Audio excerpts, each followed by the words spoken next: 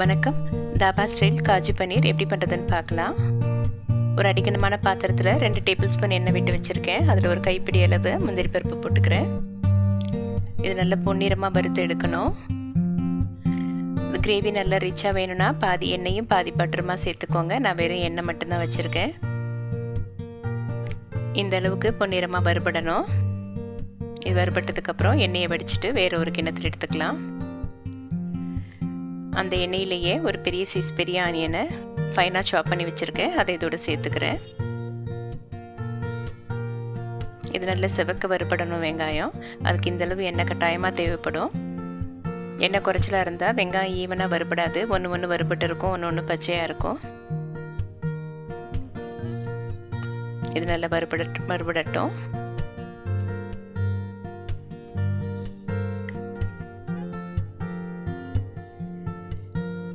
இது வறுபட்டுடுச்சு. இந்த ஸ்டேஜில் கொஞ்சம் இஞ்சி பூண்டு கரகரப்பாக தட்டி வச்சுருக்கேன். அதை இதோடு சேர்த்துக்கிறேன். இது ஒரு 30 செகண்ட் இந்த ஆயிலே ஃப்ரை பண்ணிக்கலாம்.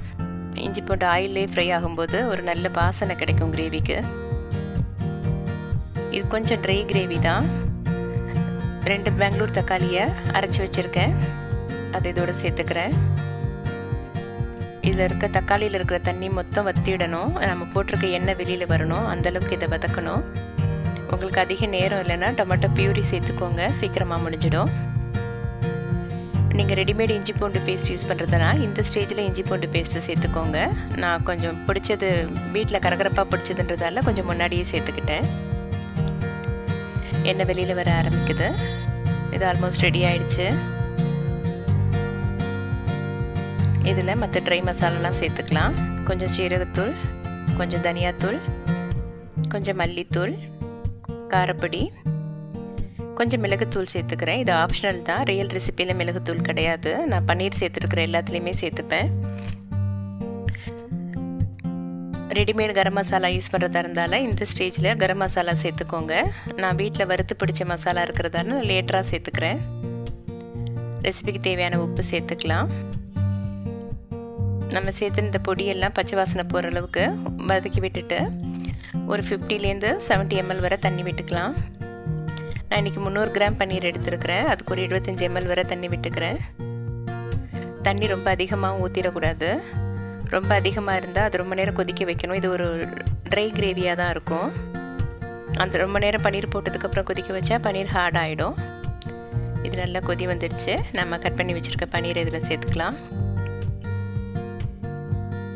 பன்னீரை உடச்சி விட்டுறாமல் மெல்லமாக மொத்த கிரேவியில் மூழ்கிற மாதிரி மெல்ல கிண்டி விட்டுக்கலாம். இது லேசாக கொதி வந்தோடனே நம்ம வறுத்து வச்சுருக்க முந்திரி பருப்பையும் இதோடய சேர்த்துக்கலாம். இது ஒன்றா கலந்து விட்டுட்டு கொஞ்சம் ட்ரை ஆகிற வரைக்கும் அடுப்பில் இருக்கட்டும். ஒரு 5 நிமிஷத்தில் இது ரெடி ஆகிடும். நான் கரம் மசாலா சேர்த்துக்கிறேன். நான் என்னோடய கரம் மசாலாவில் ஆம்ச்சூர் பொடியும் இருக்குது. அதனால லேசான ஒரு புளிப்பு டேஸ்ட்டும் அதுலேருந்து வந்துடும். ஆக்சுவலாக இந்த ஸ்டேஜில் ஒரு ஃபுல் ஸ்பூன் தயிரை நல்லா பீட் பண்ணிவிட்டு சேர்த்துக்கணும். ஏன்னா ஆம்ச்சூர் பொடி இருக்கிறதால தயிர் சேர்க்கலை. இது இன்னும் கொஞ்சம் நேரம் இருக்கணும். இது கொஞ்சம் நல்ல பெரட்டின மாதிரி வரணும்னு நம்ம சொல்லுவோம்ல, அந்த ஸ்டேஜுக்கு வந்ததுக்கப்புறம் இதில் கொஞ்சம் கொத்தமல்லி சேர்த்துட்டு ஒன்றா கலந்து விட்டுட்டு கொஞ்சம் ட்ரை ஆனதுக்கப்புறம் நிறுத்திடலாம்.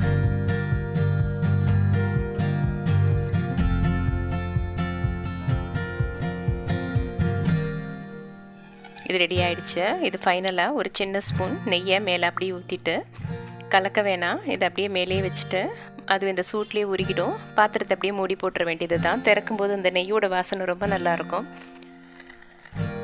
ஒரு பஞ்சாபி ஸ்டைலில் தாபாவில் கிடைக்கிற காஜு பன்னீர் ரெடி. நன்றி.